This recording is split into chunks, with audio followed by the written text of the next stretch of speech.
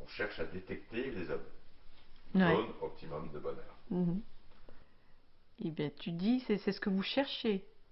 Donc si c'est ce que vous cherchez, ça veut dire que c'est pas là. On cherche pas un truc qui est là. Peut-être que c'est là, mais qu'on ne le voit pas. Oui, mais ça n'empêche pas qu'on le cherche, puisqu'on ne le voit pas. On ne l'a pas.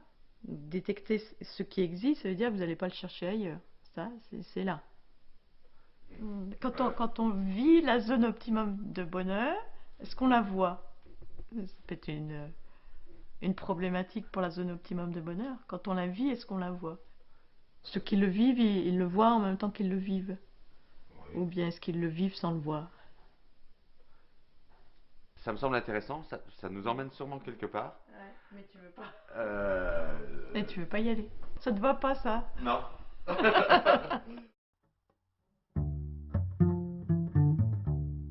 T'as dit tout à l'heure, hors caméra, une zone optimum de bonheur, c'est chiant, c'est barbe à papa. Oui, oui, oui. Oui, j'ai dit ça. T'as dit ça, et du coup, est-ce que tu peux imaginer un bonheur qui ne soit pas lénifiant? Eh ben, ouais, oui. Je le verrais comme une forme de croissance, de croissance dans le rapport à soi et le rapport à l'autre. C'est-à-dire, en allant vers l'autre, je me décale de moi-même, et en me décalant de moi-même, enfin, grâce à l'autre, je me décale.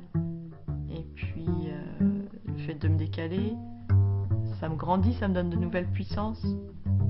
Et de même qu'il se produit la même chose pour l'autre. Jura, du Gaulois Juris, forêt de montagne. Parc 1700 km², 82 000 habitants. Ne pas oublier, caméra, projecteur autonome, chargeur, ordi, culotte, trousse de toilette, GPS, polaire, vider frigo, carte de visite, chaussettes chaudes.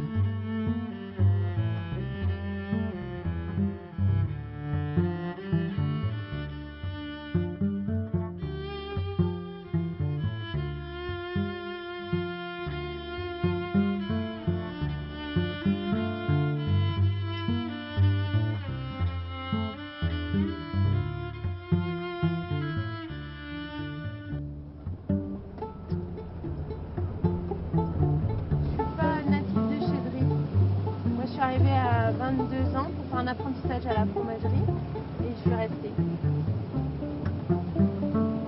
viens de loin? Non, non, je viens de l'autre côté de la montagne. Pays de Gex.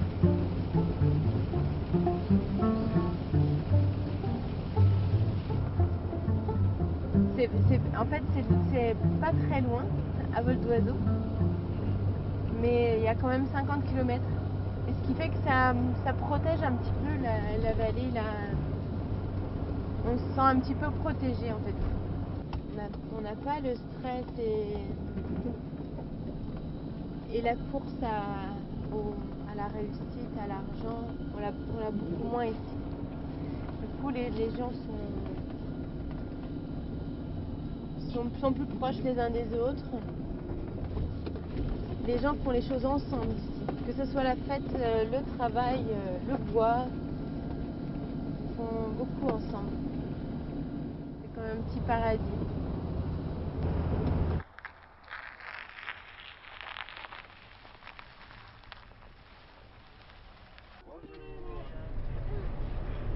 L'hiver, c'est les pays de neige, hein. Vaut mieux aimer la neige, hein, ça c'est sûr.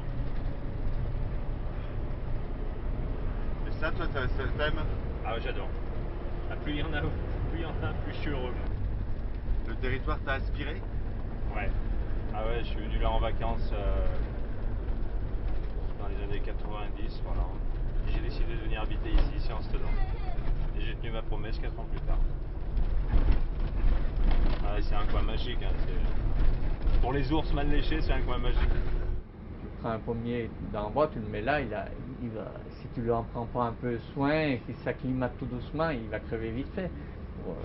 Comme quelqu'un d'en bas, puis tu l'amènes ici, puis au début c'est tout beau, c'est tout blanc, c'est magnifique. Après, quand il faut prendre la pelle pour aller jusqu'à la route, le premier jour tu trouves rigolo, tu dis bah tiens, ça fait un bon exercice.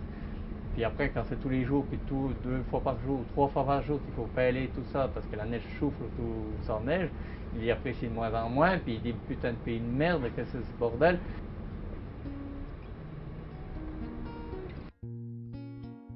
Antoine le stagiaire est arrivé hier. Pas de temps pour une immersion en douceur. Départ ce matin pour Cabane des Sages. Rendez-vous 8h30. Bernard. Casquette verte, polaire bleu, station-service de Chaux-Neuve. Croisement D437, D46. Enfin, moi, mon zip, ce serait aller courir dans la forêt. Dès qu'il neige, aller faire du ski. Cette beauté des paysages, tous les petits sentiers que je connais par cœur et que j'ai plaisir à parcourir. Aller chercher des champignons, aller chercher des framboises, des myrtilles. Et ça, surtout, je sens que j'ai mon territoire, vraiment. Du coup, Je me sens ancrée ici. Mais la nature, c'est joli. Quand tu vas chercher du muguet au printemps, et puis tu entends les oiseaux chanter à côté de toi, ou que tu vas au Morille. Mets tes lunettes.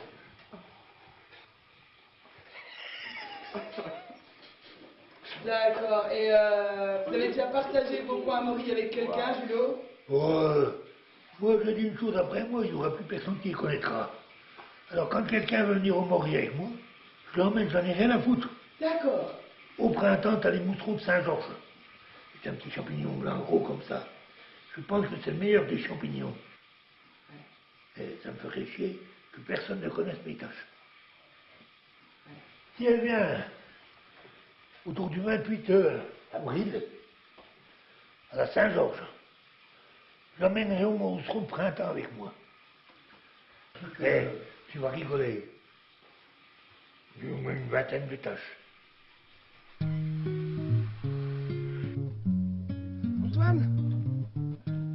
Antoine, vous pouvez vous assurer quand même que je suis parce que je veux bien être à la caméra, mais Antoine, tu m'écoutes? Non. Il faudra aller plus vite si tu veux entendre ce qu'il dit le monsieur. Oui, mais je peux pas, je suis... Il va montrer des traces de sanglier. Zut.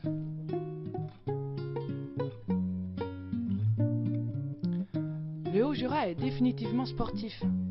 Tout le monde marche, court, grimpe, glisse, arpente. De façon totalement immature, j'ai sali mes nouvelles chaussures de marque Quechua dans la boue, au bord de la route, juste avant d'arriver. Technique de Sioux pour me faire accepter plus facilement dans ce monde physique. Note. Anticiper une préparation physique pour les prochaines sessions. Acheter des granules d'arnica. Ouais. Je regarde la beauté des sous-bois là, avec les belles lumières. Là plutôt c'est la méditation, le vide. Tu fais le vide, tu te laisses imprégner. Ouais. Ça a du sens. Ça a du sens ce que tu dis? Ouais. Ah oui, faire le vide quoi. C'est-à-dire? Bah, faire le vide, c'est justement l'absence de pensée. En soi, c'est philosophique. Et il faut faire marcher son corps. Et puis en ce moment, par exemple, Bernard, il a mis un grand vide entre nous et lui. Mais Bernard, c'est pas un philosophe, c'est un sage. C'est un sage. Ben, le philosophe, c'est celui qui sait qu'il ne sait pas. Comme Bernard, il ne sait pas qu'il sait. C'est une sorte d'authenticité dans le fait, je sais même pas, ça m'échappe. Ce qui donne... Et c'est ce que t'aimes chez Bernard, c'est qu'il Ouais. t'échappe? Ben oui, ouais. C'est qu'il s'échappe à lui-même. Essaye de lui faire un compliment, tu vas voir. Il comprend pas. Bernard, vous êtes très séduisant.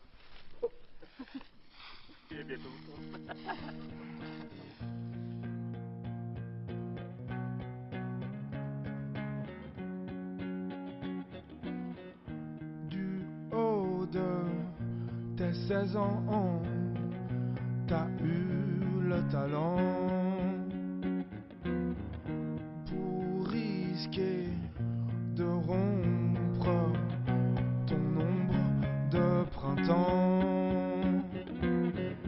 C'est pas pour la gloire passer le temps, c'est pour être de ton choix, passeur de vivant.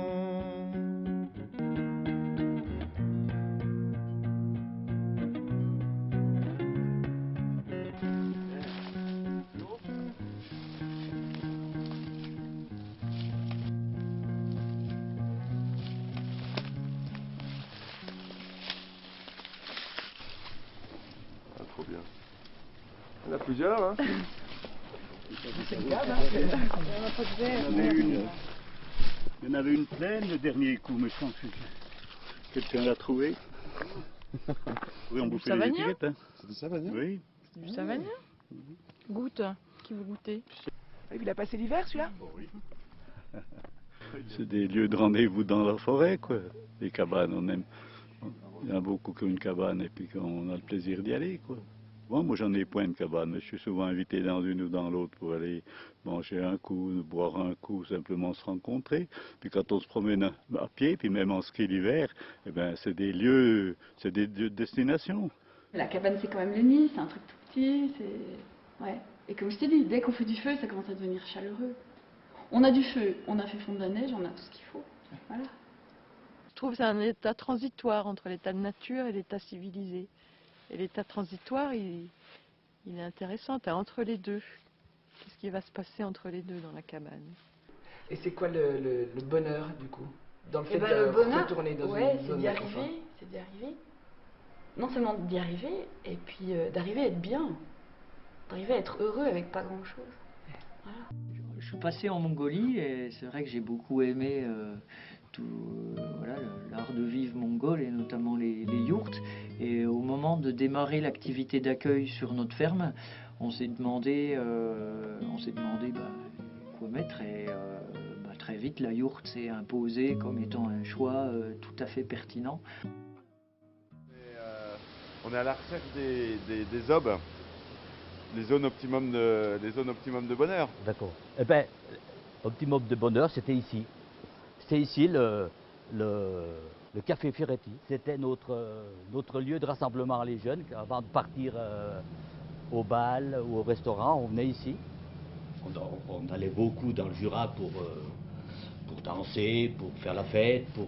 C'est vrai que c'était des coins que les filles étaient sympathiques. Hein, comme on dit, elles n'étaient pas rouèches. Les anciens disaient qu'il faut descendre les femmes puis remonter l'orge.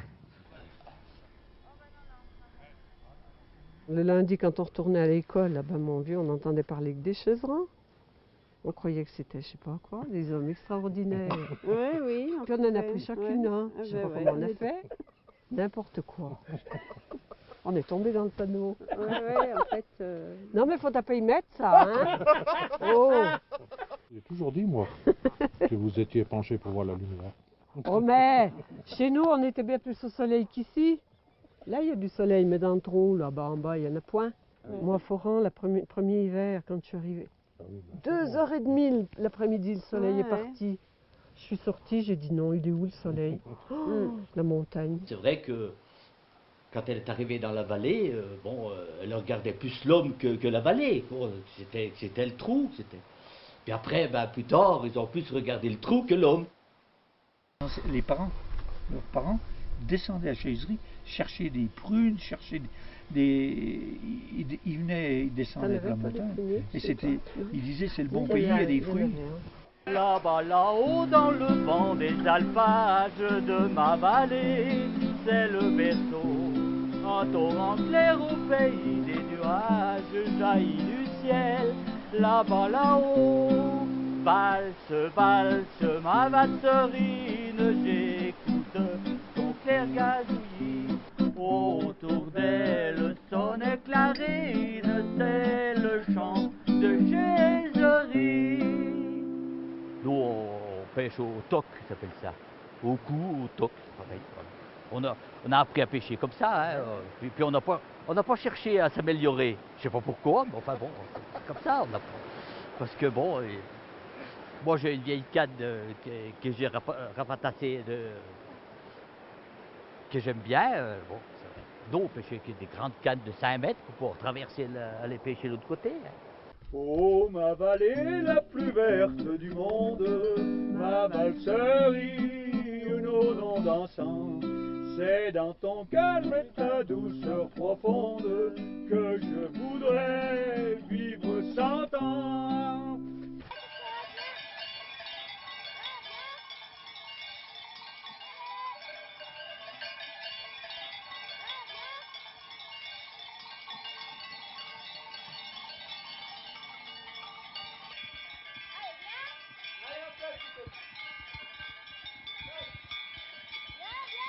Viens, vite, viens, cocotte.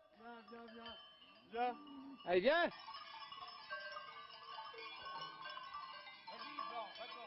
Oui, mais les cloches, c'est pareil, c'est la nature.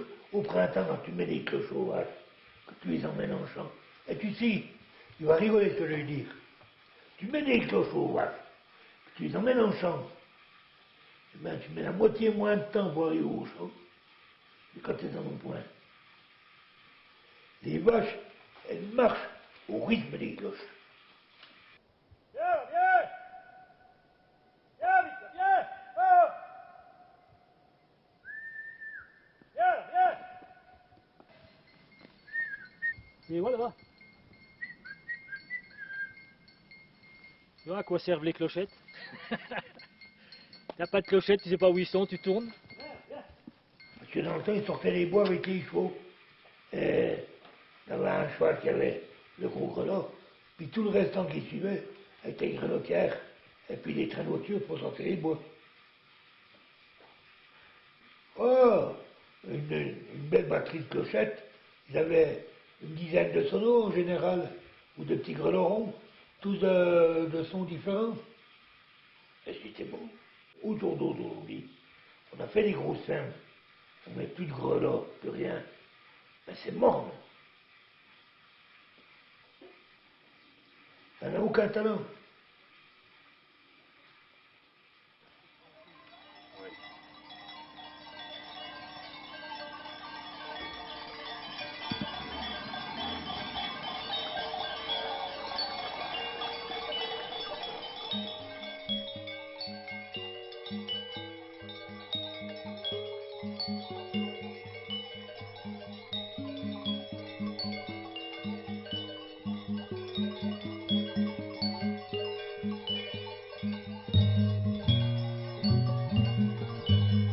Et vu les roches de Chaux-Neuve, réminiscence d'un poème de Baudelaire appris en seconde au lycée Ledoux à Besançon.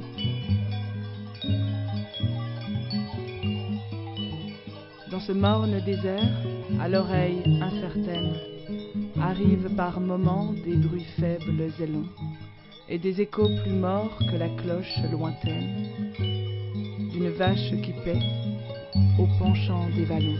Sur ces monts où le vent efface tout vestige, ces glaciers pailletés qu'allume le soleil, sur ces rochers altiers où guette le vertige, dans ce lac où le soir mire son teint vermeil. Sous mes pieds, sur ma tête, et partout le silence qui fait qu'on voudrait se sauver, le silence éternel est la montagne immense, car l'air est immobile et tout semble rêver.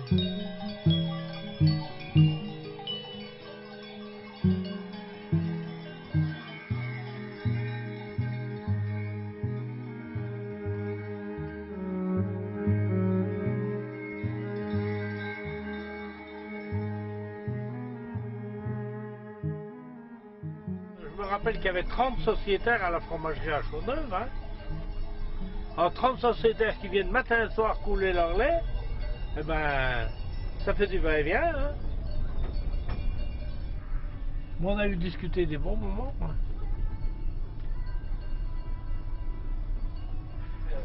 On est bien plus pressé maintenant, on n'a pas le temps de... Dans le temps, on s'arrêtait pour discuter 2 minutes.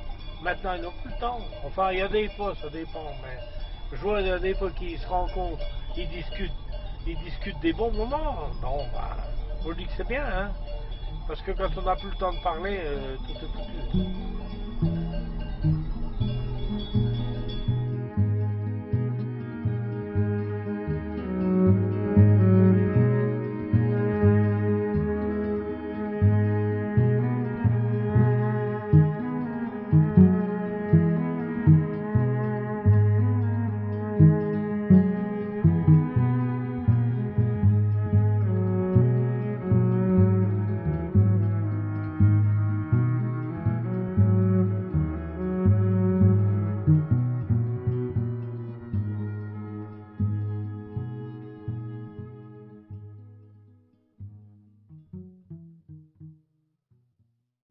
travaillé avec des bœufs de 1957 à 1993. Ils sont partis, les bœufs sont partis de l'écurie en 1993. On a eu une moto-faucheuse, mais en 68. Avant, c'était la faux. Alors évidemment, nous, on mettait 3 mois pour faner, moissonner, parce qu'on moissonnait encore un peu. On mettait 3 mois, on commençait au début juillet, on allait jusqu'au mois de septembre, et puis encore, on finissait de racler les travers au mois d'octobre. Oh là là. Eh bien, ça traînait quand même un peu trop. Quand j'étais gamin, tous les prés qui sont là étaient tout fauchés à la faux. C'était tout fané. Il n'y avait pas de bêtes, ils venaient tous faire le foin pour l'hiver, et ils le descendaient l'hiver avec des traîneaux. Ils mettaient le foin dans le chalet, et ils servaient à ça, quoi. Oui, le traîneau, la corde, fagot. Ben oui, maintenant, on sait. Alors maintenant, en 3 jours, ça y est, c'est nettoyé, fauché, les balles sont faites, ça y est, on s'en va, bon, ben, faut partir. Mais tout ce qui est un peu en pente, ben, c'est tout boisé, c'est en buisson. Hein. Si, ça avance d'une force, la forêt. C'est que ça regagne, ça gagne vraiment beaucoup. Hein. C'est que... Parce que ça ne met pas longtemps. Hein. Ça ne met pas longtemps pour pousser les épines, les frênes. Oh ben, il faut avec ce qui restera. Hein. Mais c'est sûr, les propriétés n'étaient pas grandes, il y avait beaucoup plus d'agriculteurs qu'il y en a aujourd'hui. Hein.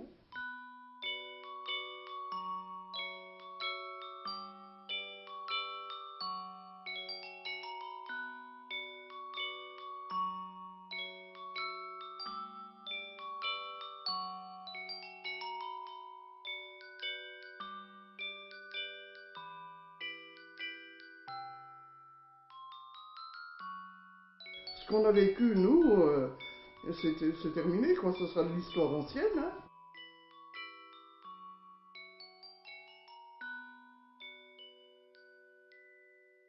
Le bonheur, il est un petit peu individuel, mais il est aussi dans le partage. Il y a les deux. Ouais, il y a les deux.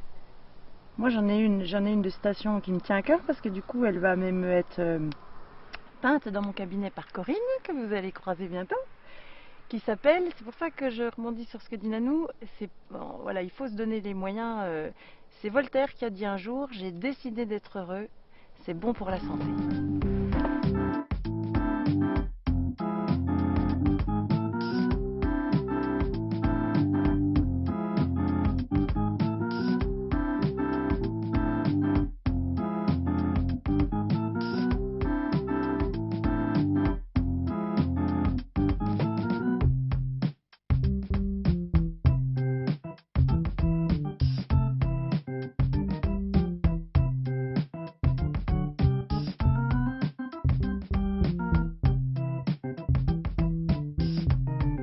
Ça s'appelle un ski. Ouais. Et la spatule, elle est là.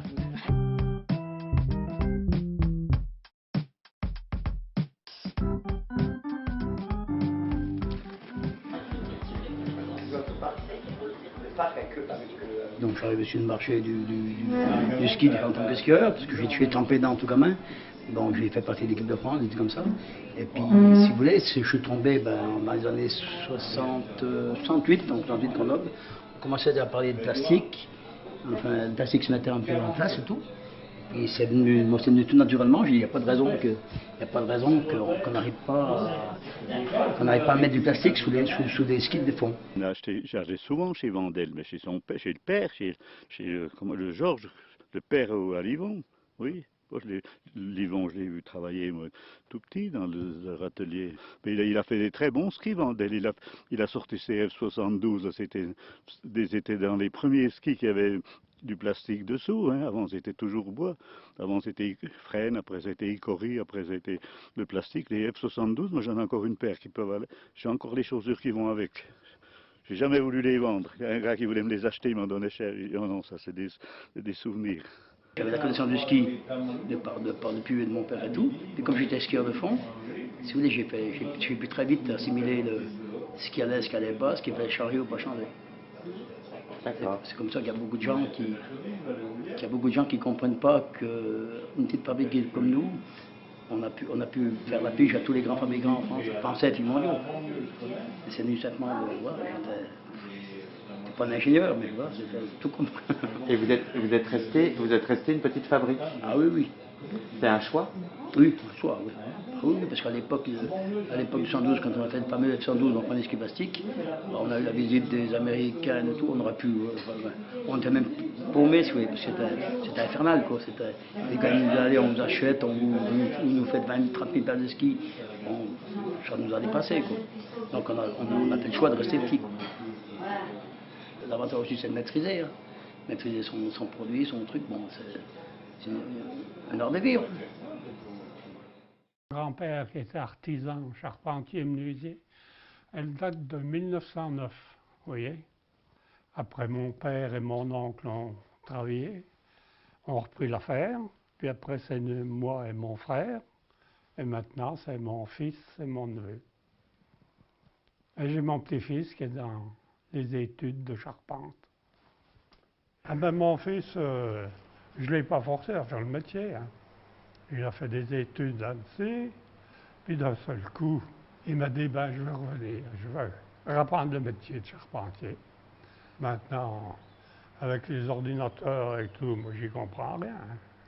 J'ai commencé avec 4 vaches, une faux et un sou. 4 vaches? Mais c'était suffisant, 4 vaches? À l'époque, oui. On faisait du lapidaire. Toutes les fermes ici, ils travaillaient du lapidaire. À l'époque de mon grand-père, de mon arrière-grand-père, donc ils travaillaient à la ferme l'été et l'hiver, ben, du coup ils avaient tous leur coin lapidaire et puis ben, ils taillaient la pierre l'hiver quoi, pour assurer un revenu l'hiver en fait. Quand on croise la tournerie Oui, et puis le travail du lapidaire, la tournerie sur pierre, et ben les agriculteurs tout d'un coup ils se sont mis à avoir de plus en plus de moyens et c'est la fin du 19e, les fermes prennent souvent un étage de plus. C'était quelle sorte de pierre que tu faisais? C'était du spinel, mais pour finir on avait fait du dur. Du dur, ça veut dire la pierre fine? Oui. Les émeraudes, les machins comme ça? Ben oui. Ça consiste à tailler la pierre, nous on reçoit de la pierre brute, donc on taille tout sauf du diamant, enfin toutes les gemmes en fait. On chauffe, on fixe la pierre au bout comme ça, on commence à polir et puis après on glace la pierre. Avec la baguette en fait on tourne et puis on fait les facettes comme ça. En fait. Des principes, j'ai tout loupé d'après toi, mais j'espérais d'être ainsi. Sur nos pages, pas de pipeau, ramène nos tracks dans ton logis. Malgré notre âge, grave une propre page sa déontologie. On se démonte les bronches au shit, au chiffre dans la trachée.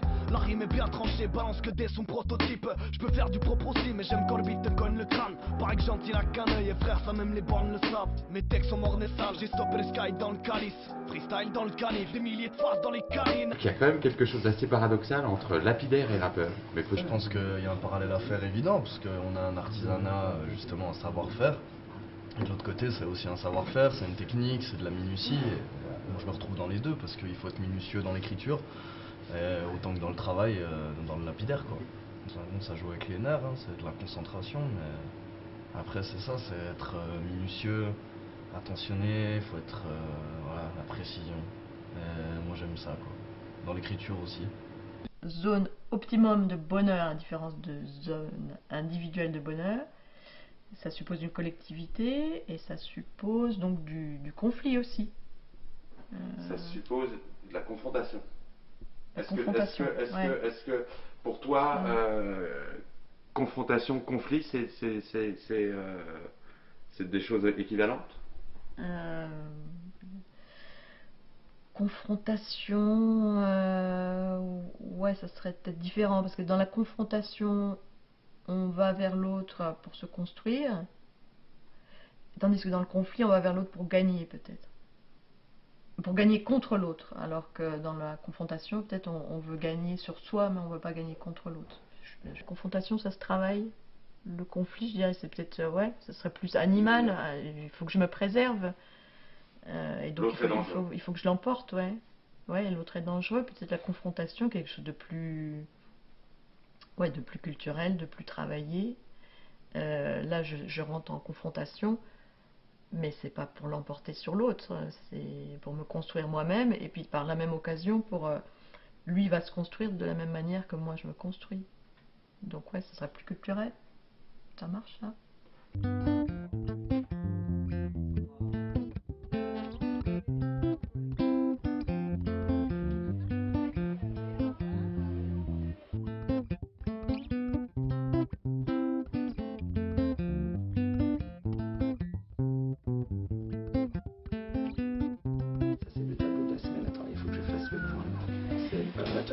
très rempli. J'ai l'impression qu'il y a un code couleur. Tu penses que ça veut dire quoi?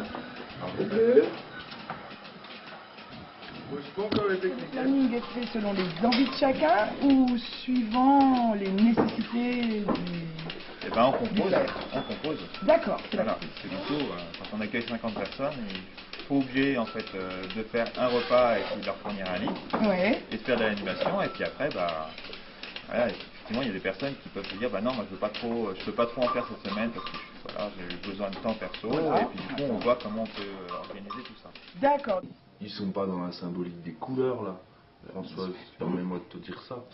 Regarde, il commence le mercredi en noir, puis il le termine en bleu. On a une trame bien précise, donc on commence par un powwow. Ok. Donc on va parler de son état émotionnel du jour. D'accord. Du coup avec un bâton de parole. Voilà. Nous, on pratique aussi beaucoup, oui. Un classique, oui. Donc, en ce moment, on a plutôt une girafe. Une girafe de parole? Une girafe de parole. On essaie de réfléchir avec son cœur et moins dans le côté coyote, en fait. Du coup, on a le planning. Oui, voilà, le planning, le point technique. Et puis après, on a... Le point technique, c'est très pratico-pratique. Voilà. Que... voilà. On n'a plus de bois, des trucs bêtes. Basique. Mais qui sont importants pour le fonctionnement de la structure en fait, c'est des informations. Oui.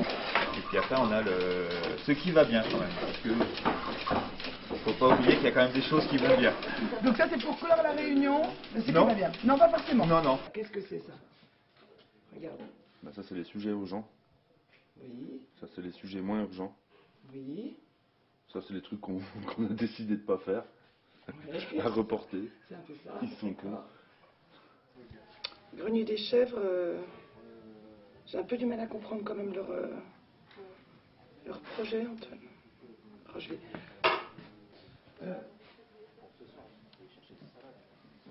Perrine? Ouais.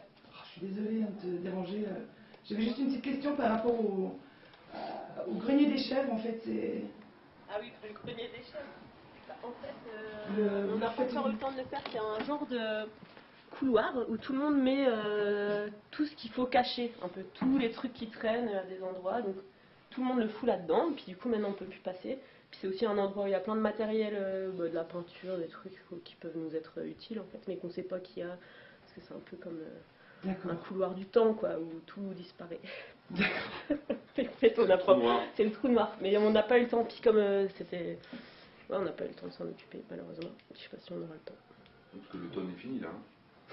Le chantier d'automne, ouais, c'est ça. Non, mais la semaine prochaine, quand il y aura un peu moins de monde, on espère. Voilà. Est-ce que vous aimeriez découvrir le grenier des chèvres? Non, pas du tout. On s'interroge. Ok. Par contre, il y a des super belles toiles d'araignée. Hein. Mieux qu'en vrai. Et Mathieu, du coup, toi, tu n'avais pas d'idée de chantier d'automne? Moi, je travaille, j'ai pas des idées. Ah, tu vois, Antoine, c'est ce que je te disais. En fait, le nom de Mathieu n'est nulle part parce que finalement, il est partout. Il est dans l'action. C'est ça, Mathieu? Voilà, exactement. Et si tu cherches mon nom, tu vas pas le trouver parce que moi, mon surnom, c'est Brioche. Retour de la batailleuse. Tentative d'application du principe coyote et girafe.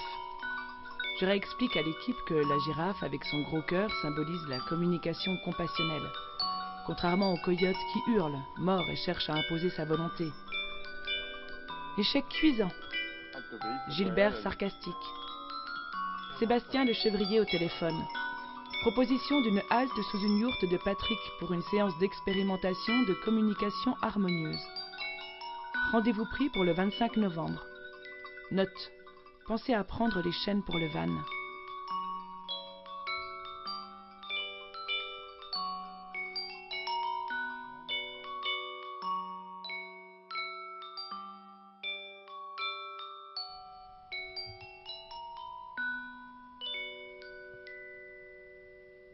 Je cherchais ce que j'allais faire dans la vie, avec plusieurs critères. Un endroit agréable à vivre, et puis qui a du sens, et qui me plaise au niveau de l'activité. J'avais envie de faire quelque chose d'utile dans une recherche d'autonomie. Comment on créait quelque chose, une petite ferme. Notre idée, c'était d'assumer le produit jusqu'au bout aussi. T'as trop d'investissement dans le matériel. Un tracteur agricole maintenant, c'est 30 à 40 millions, ça. Là, pour l'amortir. Pour avoir plus de bêtes, puis tu trouves un gros tracteur, vous trouvez du matériel en conséquence. C'est le vice sans fin. Si on veut avoir des vaches avec pas des trop gros bâtiments modernes, il faut transformer le lait, quoi. Il faut énormément de locaux pour les vaches, le foin, et il faut très peu de bâtiments pour transformer et affiner. C'est pour ça qu'économiquement, on a pu se contenter d'une petite ferme traditionnelle avec 15 vaches et 15 génisses. C'est ce qui était intéressant aussi. Et il y a plein de métiers, quoi. Producteur de lait, transformation, affinage, tout ça. Et vente. Et vente, oui. Elles font le fromage à deux femmes. Et puis pour les vaches, on est 2 temps plein, si tu veux. On n'a pas toujours été aussi nombreux que maintenant. Donc c'était un petit peu lourd. Mais là, ça va super. Là. Quand on est assez à travailler à la fin.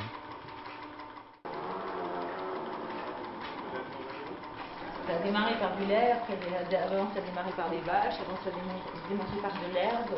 Ouais, l'herbe. Là qu'elle mange du foin, et puis qu'on a fait du foin cité, et puis voilà. C'est l'agriculture paysanne, c'est l'agriculture familiale, c'est celle qui est le plus proche du vivant. Mais en fait, juste tu fais vivre des savoir-faire, et qui sont complètement en lien avec le vivant. Et quand tu es en lien avec le vivant, je veux dire, tu es en lien avec le temps qui passe. Et le vivant, il est là depuis un sacré bout de temps. Donc l'histoire de la feuille morte, tu vois, et dans le vent, moi je trouve effectivement que c'est une ambition feuille morte. Enfin, franchement quoi. Et là, moi quand je fais du fromage pour être dans la transformation, c'est-à-dire dans le vivant. Et je vois ce qui se passe au fur et à mesure. Et je fais ça de façon poétique. Donc, tu vois, et en même temps, on veut tout coller, un truc comme quoi c'est du passé. Alors qu'en fait, ils sont tous en train de se casser la gueule. Nous c'est simple, tu vois, c'est hyper simple. Donc ça commence par un grand magma indifférencié, après ça se différencie, et il faut absolument que chacun se différencie pour pouvoir mieux se mettre ensemble.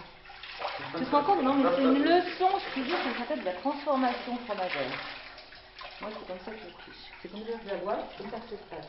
Et après, ça se met en forme, tu vois. Puis après tu fais affiner tout ça tranquillement, ça prend du temps. Donc après tu choisis la forme.